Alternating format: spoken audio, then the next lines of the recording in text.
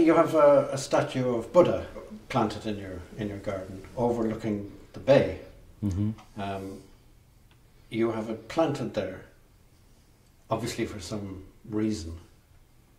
What is the reason? I first of all had it in a different place where I was, looking directly out at it from sitting room window. Yeah. And then I was looking out one day and at Carraig Éanna, which is a rock just out from our house, the sea, I'd live at the edge of a small cliff, and the whole idea of liminality and marginality, the cliff erodes constantly. Yes. It's just a clay cliff of, placing something there as a kind of guardian, if you like, guardian spirit. And I'm saying this in a half joking way, against the erosions of time and physical erosion, but having him in this place of in-betweenness, mm-hmm. between the land and the sea, between sea and sky, the cliff and the edge of the cliff, that just appealed to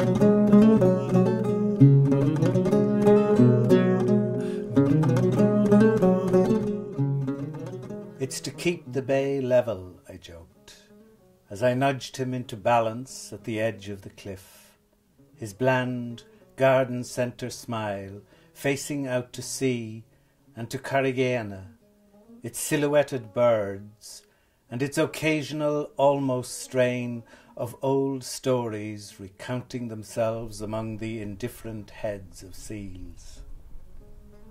He has settled in well, some 2 or 3 winters, stirs himself only for the approaching lawnmower, sinks easily back into where he was. 2 or 3 winters, storms foreseen and unforeseen. The moulded folds of his robe bear hints of lichen. His smile is softened by weathering. From my window, his shape in the light of where he is between sea and sky, between field and shore, assumes today that he has been here forever. Equanimity, now and again. Equilibrium. O my Lord Buddha of Carraig Éanna, your plaster-cast presence is welcome, rooted in all this betwixt and between. And a great deal of your work in this particular book focuses, as far as I can see, on time and on tides, obviously, here. Mm-hmm. And I think what you say is that you plant the Buddha there, I know you say this jocosely, to keep the bay level.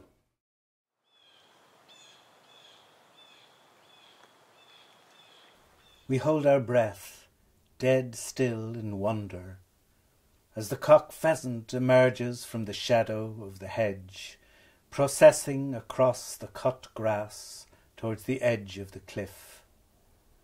And just when he passes by the Buddha who keeps the bay level, the morning sun catches his puffed-up feathers, burnishing the russet breast to a magnificence worthy of Achilles' shield, arraying him from head to tail in gilded armour. O grant him many such mornings to preen and strut his stuff between this and the other shadow. Here and now, we thank the day for this enlightenment.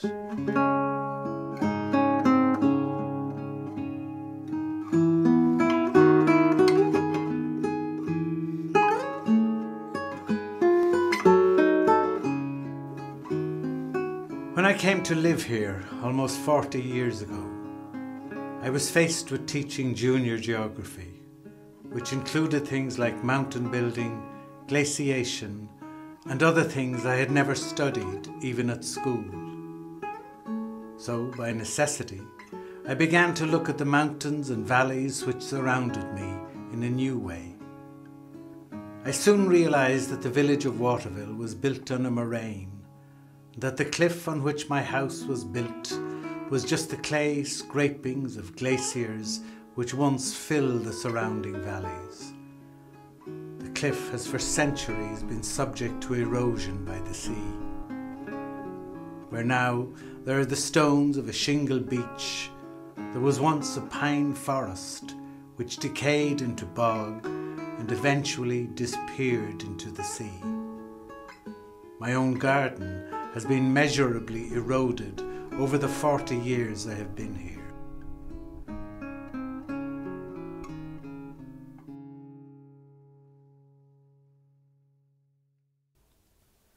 It's not really a cliff, is it? It's just a clay and rock barrier dumped here by a glacier ages ago, when it was taken aback by the sea. Coincidences of wind and moon and wave erode it infinitesimally or in abrupt collapses as their moods take them. I cry for myself elsewhere, carved on inland mountain cliffs, my resignation and serenity chiselled deep.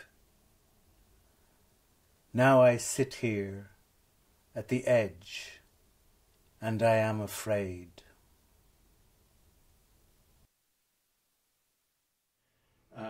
So the book, while it is intensely physical in this sense, is reaching away. I think why the book is so strong is that it is reaching far beyond the physical. I think that physicality for me, and I only talk for myself, for me, any kind of spiritual insight or whatever really exists only when it's grounded in physicality. Yes. Otherness, you have to have this before you can find the other. Otherwise, it's not other if there isn't this. Yes. So that physicality is hugely important. And I suppose that this lump of a fairly ugly plaster-cast statue, embodies that. Yes.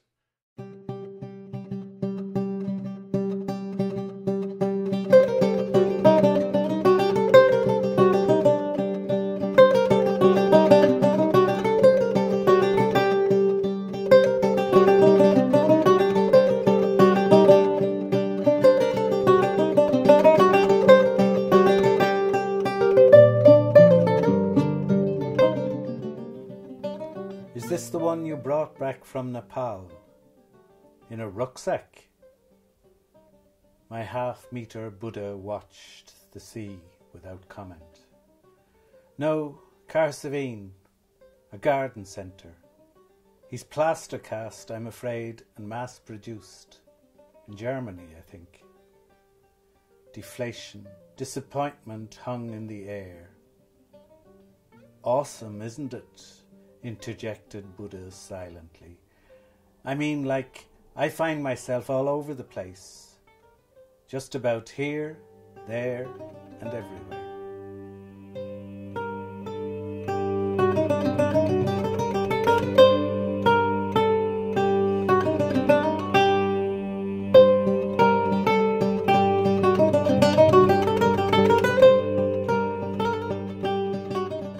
You actually put a lot of the poems here into the mouth of the Buddha.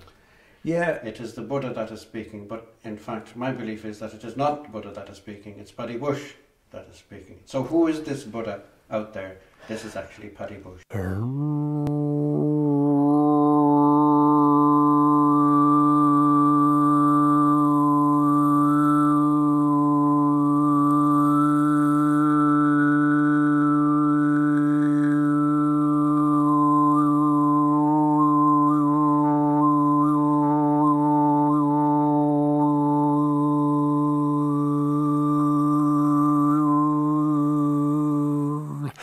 That's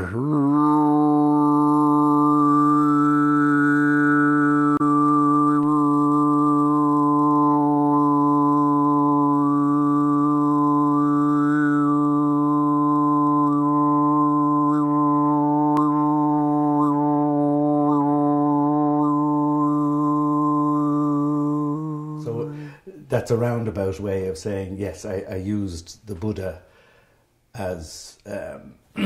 as your own voice, in many ways. Perhaps not exactly my own voice, but close enough to it. Well, and allowing me to say the freedoms, or the freedom to say things that I perhaps might feel too inhibited to say in the first person.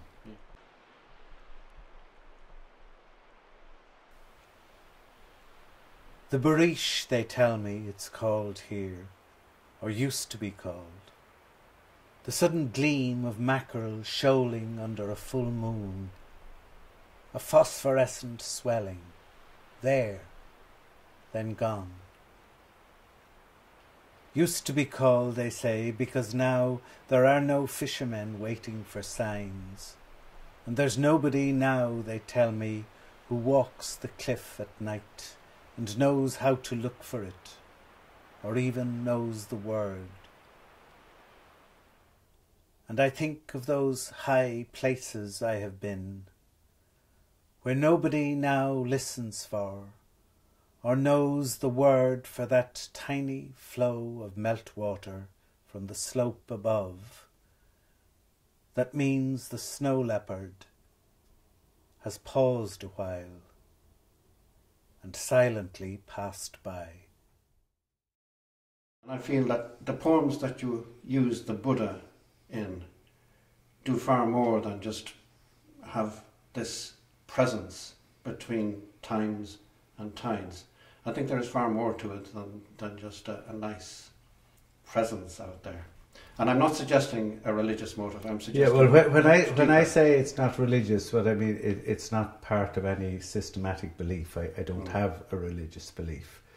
But, you know, it's become a cliche at this stage that spirituality isn't the same thing necessarily as a religious belief. Obviously, it can be.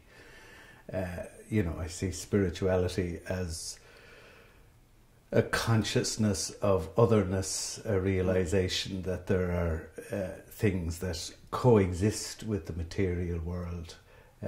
You know, I don't see one as separate from the other or particularly as consequential on another, and that we go into, you know, a spiritual world after we leave the material world. I see them as coexisting. That can be, you know, a sense of history to me is a spiritual sense. It's an imaginative jump, you know, that enriches life.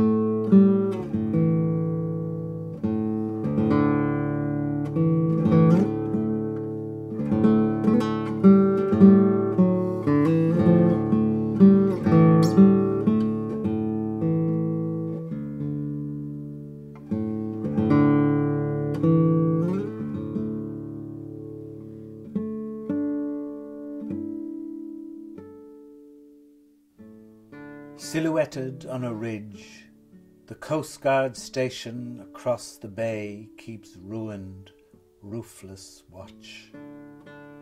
Napoleon, 2 centuries ago. Rumours of invasion, a flurry of fortification up and down the coast.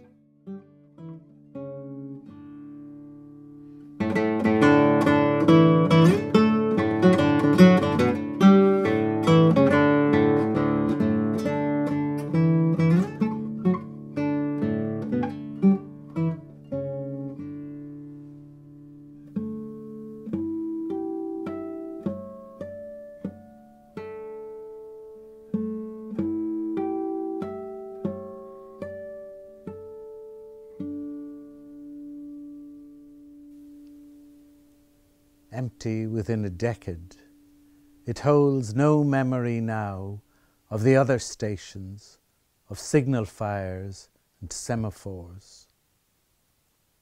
All of this is of no matter, a ruin on the periphery of my unblinking vision, of my emptied mind.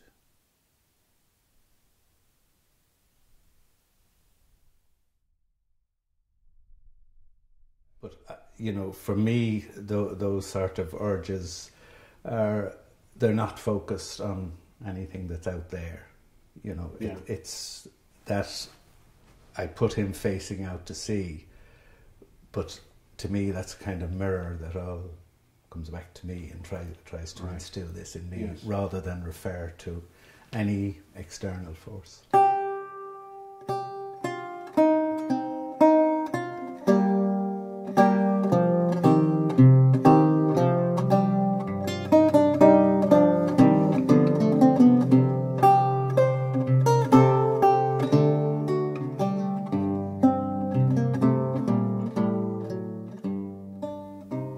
This is the tide's way, the moon's silver pathway from the seaweed undulating below to the horizon far out beyond the bay. And who is to say that it does not rise to sing its way home through the stars and rest in the moon's own embrace? The periwinkle in its blind openings and closings knows it, and the crab that angles its way between rocks feels it in the touch of the light on its shell. I hear it in the bubbling calls of night birds feeding between tide lines, and something in me expands to encompass all these inchings, these infinities. So what I also feel about this Buddha that you have here, because you do use him very well, I think, and very, very profoundly in this, is that it is a stabilizing force, in spite of this fact that there is nothing stable. But you have him in a place where you need stability, where you're looking for stability of some kind. You find it, I think, in language.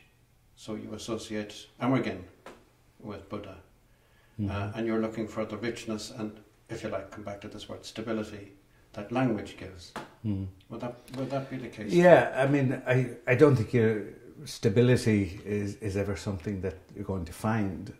You know, I think one of the purposes of art, of poetry, to me, of religion with others, is to construct a stability which is illusory, but which allows you to live, to think, to exist as if there were a stability, and therefore it enriches the way you live, which otherwise would be chaotic.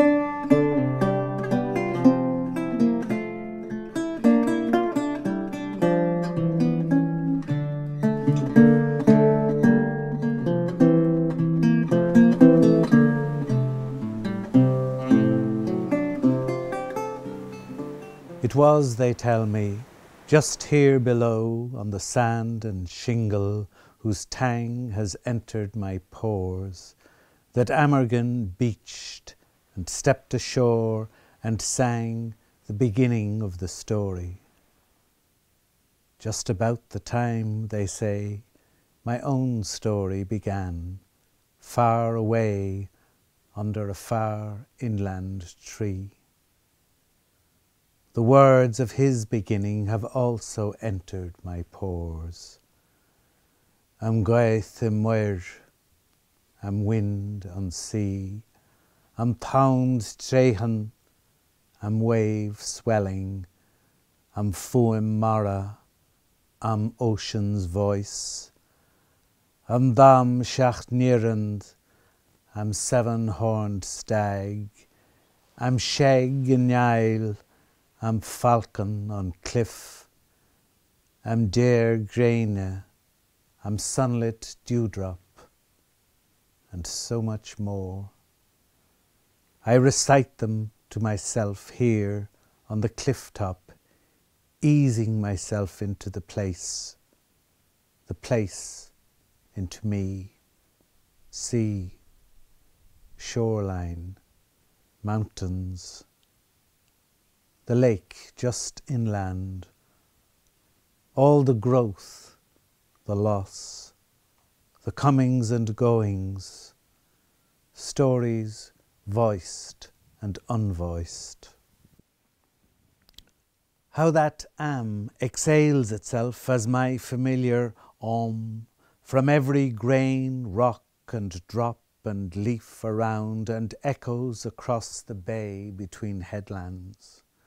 Words swell up as water swells in the bay, rebirth, recreation, reincarnation, renewal, and collapse as waves under their own weight. Words are water, discovering its own shape. I pour the words of Amergin, votively, tentatively. Who makes smooth a stony mountain? Who elucidates the lives of the moon? Who proclaims where the sun will rest? I could live with those words many times. Over and over again, I could live with those words.